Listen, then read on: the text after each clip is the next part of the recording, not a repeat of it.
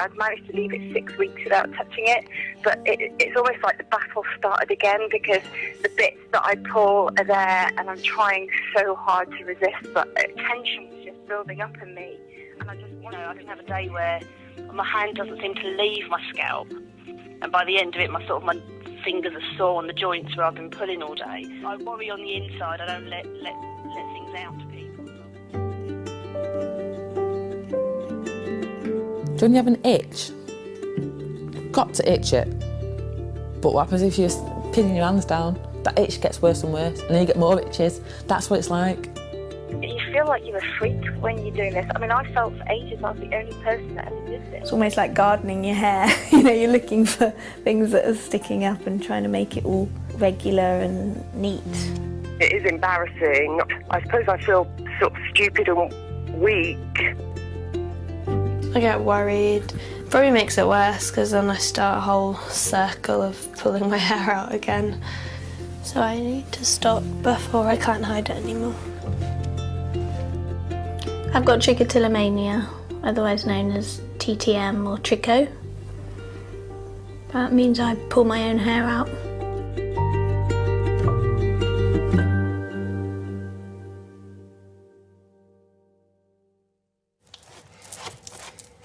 I just love having hair. It's probably the top thing in my life. And the next thing, obviously, is my family and friends. And then the next thing is my car. Those are the things that make me really happy.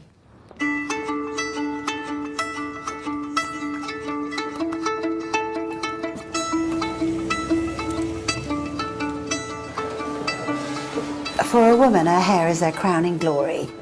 It is the essence of what makes us feel feminine. Oh yes, that will be stunning. But for women with trichotillomania, they have an irresistible urge to pull it out. And it is without a doubt the worst form of hair loss that I have ever witnessed. So 25 years ago, I opened this salon to specialise in treating women with TTM.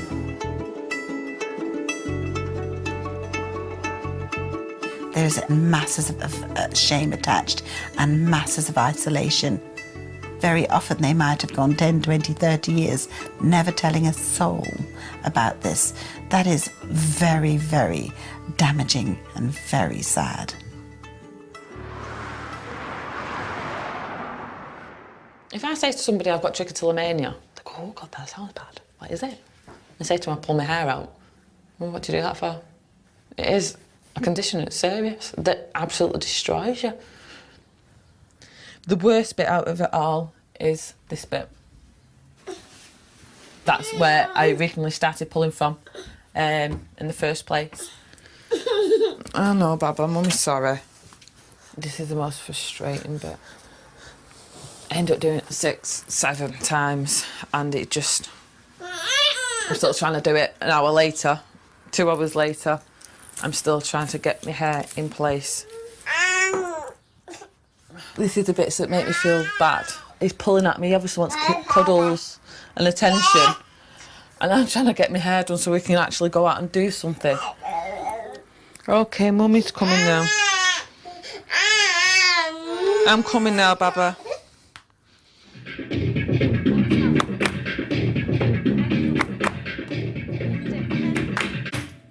Yeah, it all came back to you while we were doing it. I always find a way of disguising it.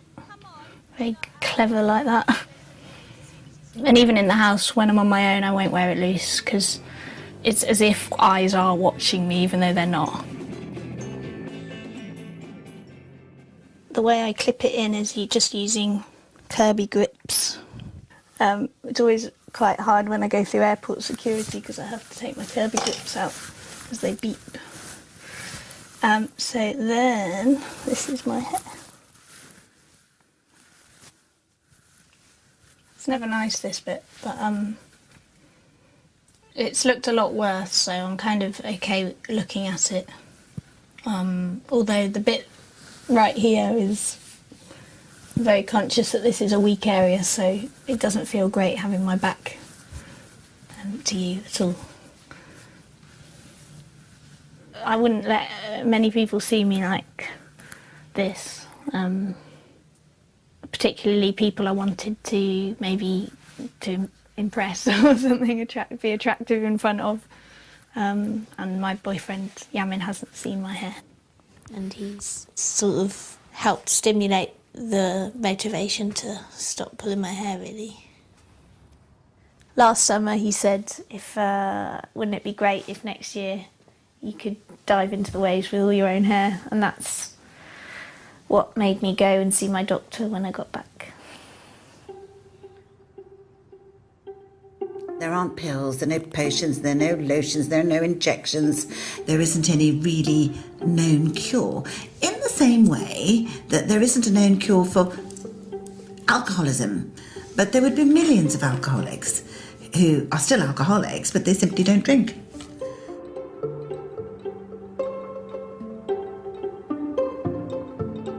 I don't notice when I pull out my hair. It's normally watching TV or reading a book or doing schoolwork. Just any time when my hands aren't doing something, I'll put them on my head.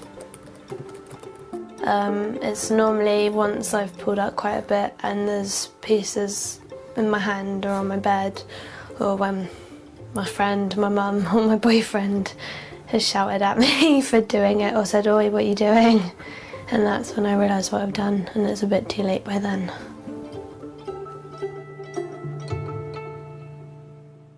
The first time, I think she was about 10.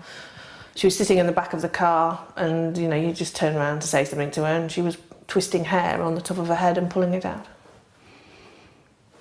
But then you think, well, that's just a one-off or a habit, and you don't really see the significance in there until it becomes very obvious when there's a bald patch there. But I remember Nick and I crying together because there was nothing we could do. Because in a way, I suppose you think, what did you do that caused her to do it? Or was there something, in her upbringing?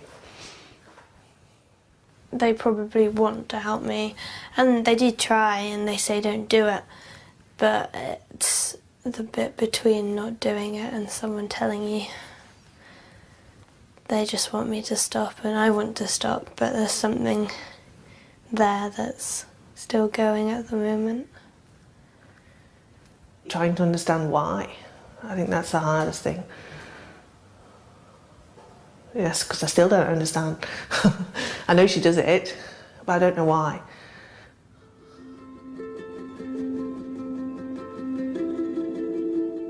I don't have a reason for doing it. I'd quite like to know why I started it. But if someone could tell me, that'd be a bit better than everyone asking me all the time.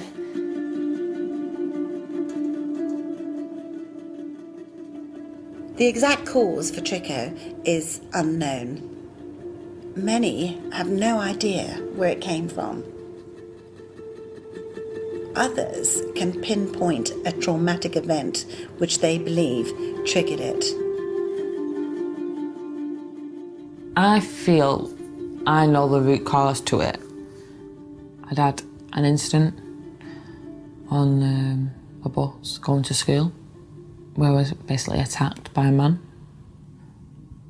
He put his hands up my top, putting his hands down my skirt and doing things, and I remember I wanted to scream and run off and get the attention of the people across the road. There was nothing I could do. I was just stood there, stuck. This man was, I'd say, about 6'3". I couldn't do anything. I was an 11-year-old girl, what can I do? I was trying to wash it off, trying to wash the thoughts and the feelings off, trying to get it off me. And I thought, for whatever reason, shaving every bit of hair or pulling every bit of hair on my body off would do that. And it didn't work.